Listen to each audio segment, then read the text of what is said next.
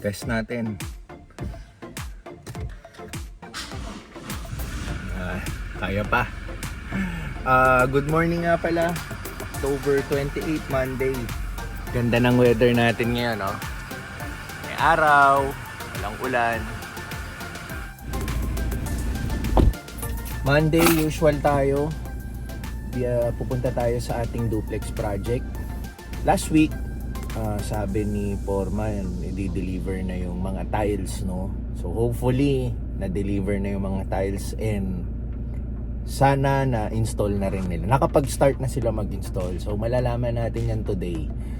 And also, kanina, bago ko i-start to, tinest natin kung mag-i-start pa. Kasi, medyo naghihingalo na siya, no?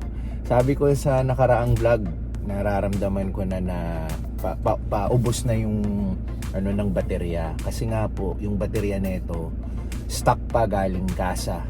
So since nakuha namin tong kotse na to sa dealership, hindi pa namin napapalitan ng baterya. So galing kasa pa yung baterya nito. Dadalhin na rin natin to. Maghahanap tayo ng shop kung saan may nagbebenta ng baterya dito sa area lang dito. And then papapalitan na natin. Finally, after 22,000 kilometers, yan. 2.5 years. 2.5 years na tong coaching to. And then ngayon pa lang tayo magpapalit ng baterya. So, nasagad natin. Nasulit naman natin yung ano niya. Sabi kasi nila, yung mga baterya galing kasa, usually 1.5 years lang yan or sagad na 2 taon. Pero tayo, nasagad pa natin ng additional, no? Na kaya 2.5 years na. Ngayon pa lang tayo magpapalit. Pero nakita mo naman umaandar pa, kaya pa. Pero kaso lang, ayoko nang sagarin. Baka kung saan man tayo tumigil, mas stranded tayo doon. Though iba na rin naman kasi ngayon, no? Kahit mas stranded ka sa isang lugar, tawag ka lang, may pupunta sa yung for example si Motolite nga, pupuntahan ka na lang, i-install na lang yung baterya mo. Hindi kasi tulad nung araw, pag naubusan ka ng baterya sa isang lugar, lalo na sa malayong lugar, paano ka, di ba? Paano kung wala kang signal ng phone or any means of communication, maiipit ka talaga, no? So ang only chance lang nung araw, naalala ko, pag manual ang kotse mo, kaya pang idaan sa tulak, no? So maghahanap ka ng mga tutulong sa'yo, itutulak yung kotse mo para ma-start mo, and then dalhin mo na sa shop ng baterya. Pero ngayon kasi, karamihan ng mga kotse ngayon automatic na, no? Madalang na lang yung mga manual na nagbebenta unless gagawin mo for public. Even nga yung mga public taxi or mga Grab, automatic na rin yung ginagamit nila. So ayun, ang automatic hindi nadadala sa tulak. Pag na-discarga na yung baterya mo, wala nang yung baterya mo. So ayun, yun ang mga gagawin natin today. And then tonight, birthday celebration ng pamangkin ko, si Katie, anak ng kapatid kong babae. Meron kaming dinner sa Okada. Yan. So kailangan talaga mapalitan ko na yung baterya nito dahil baka doon pa kami abutin ng siyam-siyam, no? So ayun, let's start the day. Ganda ng weather ngayon. Siya nga pala, speaking of weather, may parating na naman tayong bagyo. Ang pangalan is Bagyong Leon. Pero ang good news na naririnig natin, hindi siya magla-landfall talaga sa Pilipinas. Pero makaka-apekto siya ng mga paulan-ulan dito. So magiging tag-ulan na naman tayo sa mga susunod na araw. Kaya yung araw na to, enjoyin natin. Maganda yung panahon, may araw. Kaya gawin na natin yung mga dapat gawin, no? Para pag dumating yung tag-ulan na naman, etong si Bagyong Leon, at least natapos na natin yung dapat tapusin. Alright?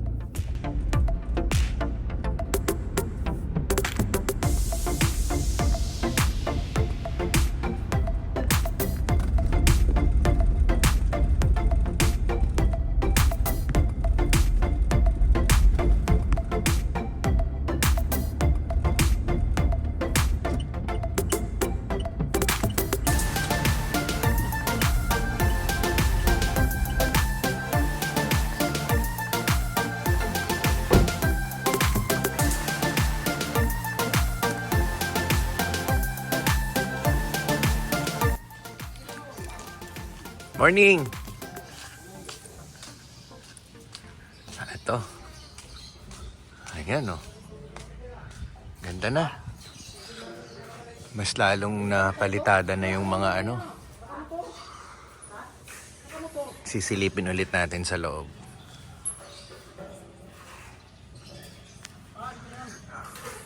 Ayan ha, kitang-kita nyo naman. So, again, naka-flash po sa screen yung phone number kung gusto nyo pong mag-inquire. Ayan, mga katanungan, sasagutin po natin about this duplex unit. So, ito po yung unit A, ito yung unit B. Okay, start tayo dito sa living area. Ito yung garage, one car garage. Or kung may maliit kang kotse, pareho kasya dalawa. Pero kung malaki kotse mo, isa lang kasya. Pero, very spacious siya. Hindi yung mga nakikita natin sa mga ibang mga townhouse or yung mga duplex. Eksaktong-eksakto lang yung kotse mo. Dito, pag nagparada ka, sobrang may space ka pa. Yan. And then, again, dito tayo sa living area, no? Nakita ko na yung mga tiles. Bali, ito yung napili nilang tiles. Yan. Ito yung sa flooring dito siguro, sa living area. Tapos ito yung powder room. Yan. Okay.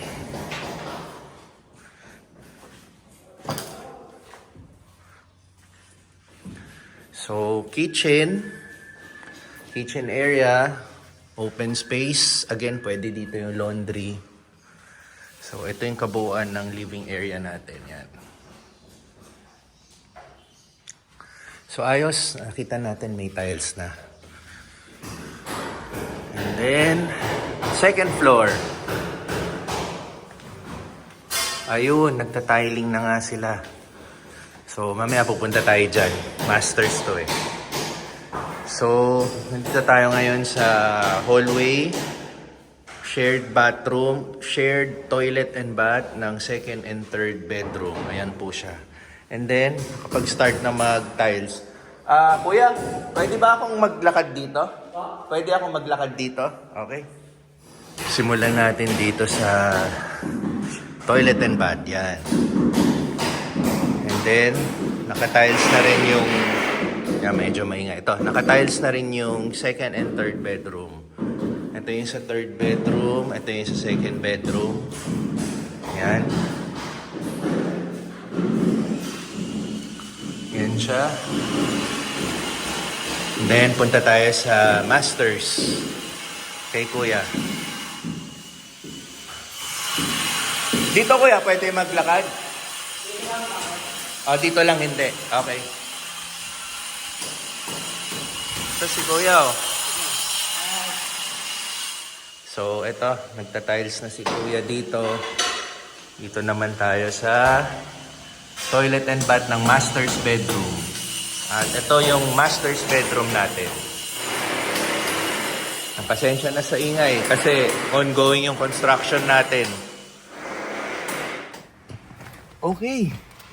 So, 'di ba? Init, biglang uminit. Pero okay na, at least walang ulan, no? Okay na, may tiles na. Nagsisimula na silang i-install yung tiles, which is yun naman talaga yung magiging progress dapat natin ngayon, and naging up to date na tayo ulit.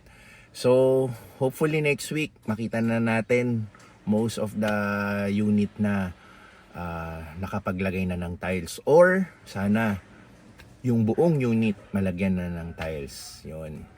So, ayos. Ang next gagawin natin is hanap na tayo ng battery shop para mapapalitan na to, no?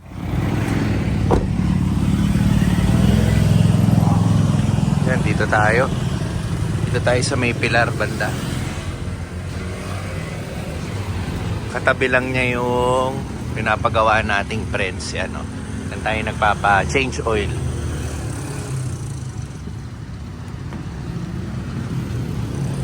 Yan. Good morning po. Baterya po para sa Fortuner. Okay, size yan sir. Pero matignan ko. Eto. Yung ano ko kasi, yung baterya ko pa dyan, stock pa galing kasa. Oo nga Oo. Ay, pwede ba akong pumarada dito? Ito naman yan eh. Saglit lang, no? Sige. Pero pwede ko naman ilipat kung gusto nyo. Hindi man tayo masisita. Hindi naman po. Oo. Buti na yung sigurado. Oh, hindi pala to Motolite. Alam mo yung brand na to? Ano yan sir? Sa kasa lang po ito? Pangkasa lang talaga. Kasa lang yan sir. So, akala ko Motolite. Si Stephen pala yun eh. Stephen. Eto, tsaka na.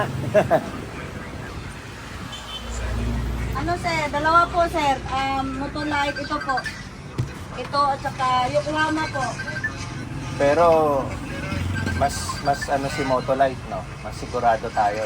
Mas mahal po siya sir. Pero kung sa performance po, maganda po ang feedback sa amin ng Yokohama. Maganda feedback ni Yokohama. Opo. What do you mean maganda feedback? Mga Fortuner din yan, mga kinakapitan nyo? Ano sir, tawag dati silang nagmumutulite. Ngayon po Yokohama na sila. Kasi ito sir, mas mahal siya compare dito. Anong diferensya ng presyo? Ito po sir ay 10,000. Pwede ako na pamali. Ay 9,500 po. 9.5. Ito, Yung 20 months natin, yung 20 months po 8,800 lang. Kaya ko ibigay sa'yo ng 8,000 yun. 8,000 Yokohama. Opo. Tapos, 9.5 Si Gold. si Motolite. Opo, ang ano ko lang dito hanggang ano lang ako. Tama ba ako? Sige.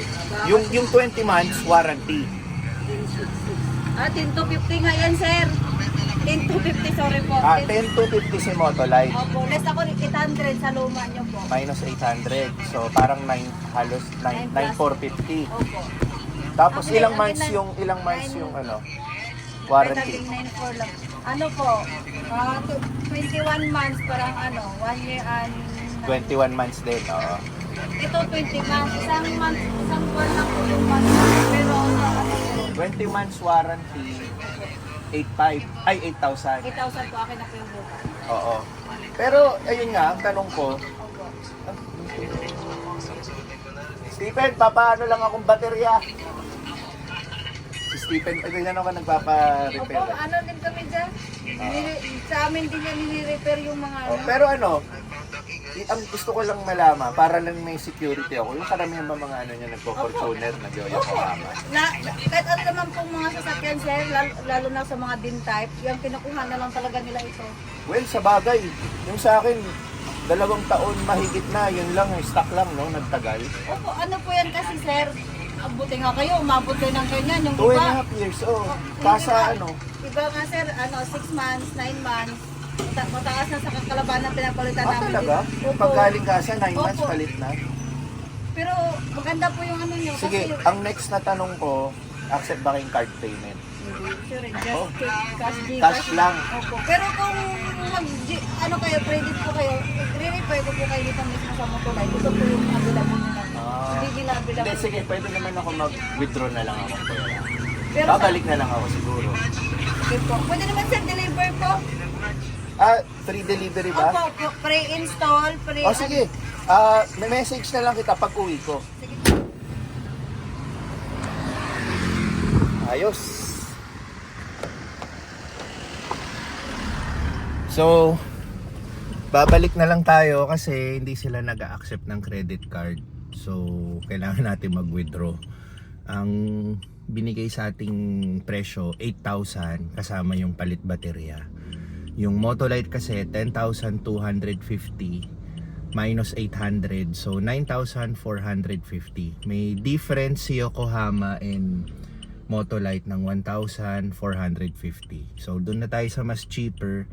Pero minake sure ko naman na okay ba yung performance ni Yokohama. Sabi niya, dati naman daw yung manufacturer na Yokohama, dati silang nasa Motolite. Ayan na yung ginagawa nila ngayon. And besides, anong tawag doon?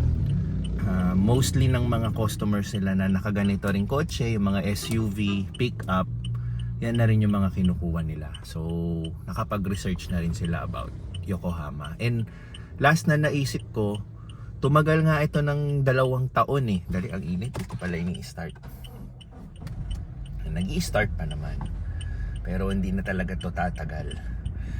So yun nga no, yung stock natin all along akala ko Motolite, na-interchange ko kasi sa isang kotse yung naka Motolite no. So hindi pala siya naka Motolite, tumagal siya ng 2.5 years.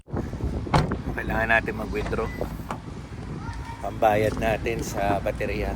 Naisip ko, bakit ko pa papupuntahin sa bahay, dito ko na lang papupuntahin sa SM. Total, dito na tayo nakapark. Dito na natin papapalitan ng baterya at mas malapit sa kanila. Kasi itong condo na to, yung likuran nito, yun na yung Pilar Village. Tapos yun yung pinuntahan nating battery shop. So mas malapit, mas pabor pa sa kanila.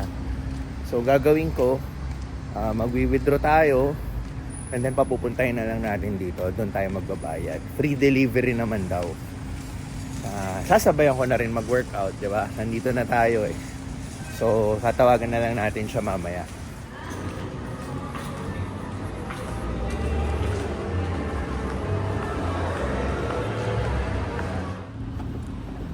Ito na si Kuya Sherwin. Nag-hard starting na po siya, sir. Hindi naman. Ayoko lang Ako, baka abutan kasi. Oo, nag-i-start pa siya pero nararamdaman ko malapit na eh. Kaya ayoko na isugal.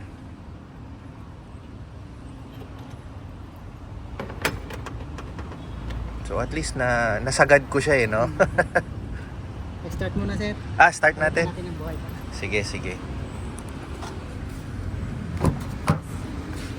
Start.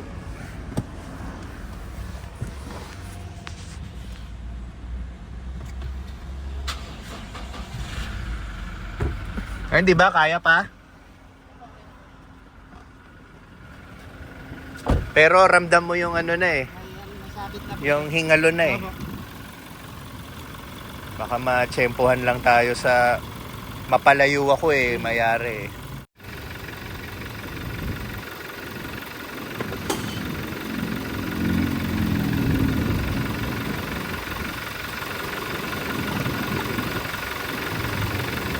Ito yung ipapalit.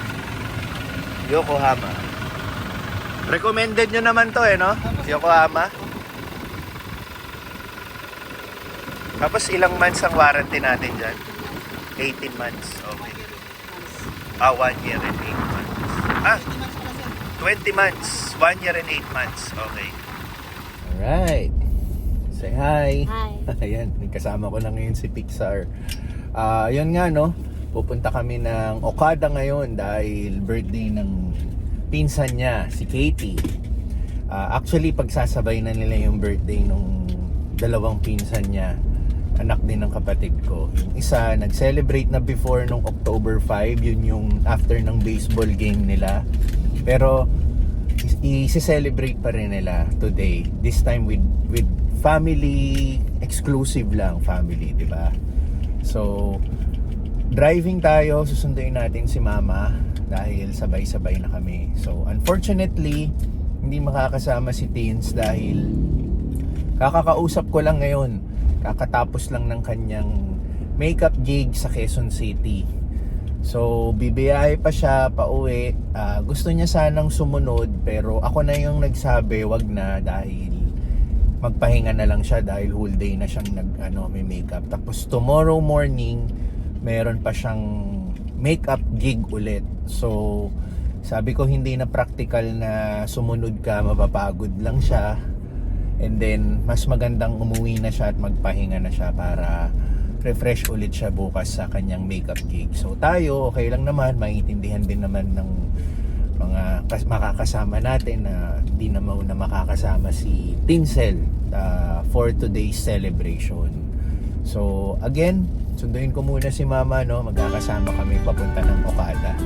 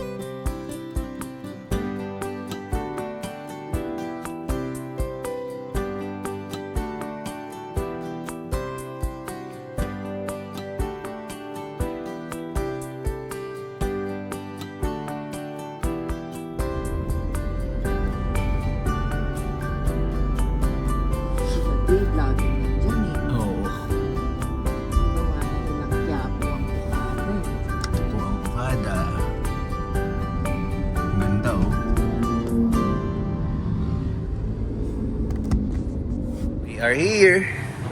Ayan si Mama. Ma, akin na yung ano. Iba. Akin na to lahat. Si Pixar na lang sa'yo. Ayan. Pixar hold Mama Aida's hand. So, dito tayo, entrance. Ayan. Baon lagi ni Pixar yung iPad niya eh. So, nandito na tayo sa Okada. So, hindi natin kabisado to. Madalang lang tayo pumunta rito. So, lakad-lakad lang tayo. Maaga kami. 1 hour early kami. Tsaka yung celebration sa hotel room lang. Mag-order ng food and then doon lang kaming family. So, ito. Ay! Yun na nga sinasabi ko, yung entrance eh. Exit yan eh. Hindi, parang... Sige, lakad lang tayo. Parang dito yung entrance. Tama ba? Diyan muna kayo, hanapin ko. Hindi ko tuloy kabisado. Ano ba yan? Ito? Di ba to? Dito siguro. Ano ba yan? Yung mga... Ayun oh. Di ba yun? Ito. Para kasing walang tao eh. Okay. Dahil di namin alam, sabi ni Kuya Guard, may daanan daw doon yan. Dapat doon pala kami dumaan. Meron daw tagusan dito eh, sa parking namin. Dumaan kasi tayo sa labas eh. So, ito yata, Ma. Dito yata. Ay, sarado eh. Ayun, doon, sa kabila. Sandali, sisilipin ko ah. So, may family man. Silipin ko kung... Panghawak na lang to. Silipin ko kung dito nga kami nagparada. Baka mamaya maligo kami pagbalik eh.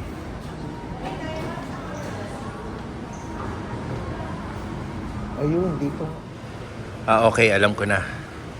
Dito kasi kami naglakad agad. Kala kasi namin yung may ilaw na yun, entrance. Dito pala dapat. Now we know. Parang inikot lang namin yung ano. Tapos doon din ang kahihinatnanan namin. So alam na namin ngayon. Mas mabilis lang. So hindi na kami maliligaw mamaya pag pauwi na. Yan, may family mart dito. Balik tayo dito. Saan tayo nang galing? May bangko rin, no? Sige, una kayo, susunod ako.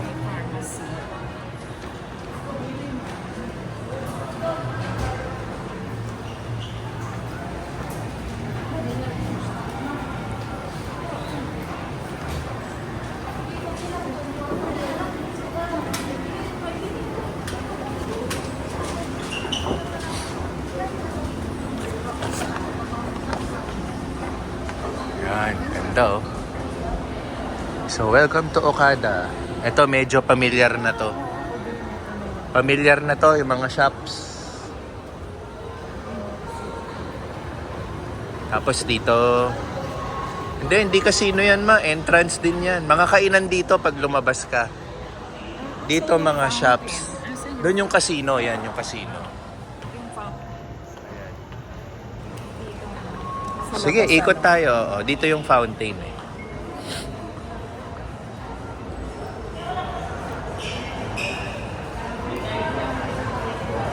Ayan, familiar na to. Dito yung fountain. Tapos, dito yung mga kainan. Ayan. Pixar there.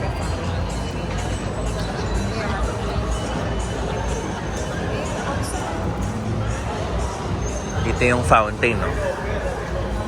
So lang sarado eh. Ayan. So sa gabi ata may water show dyan.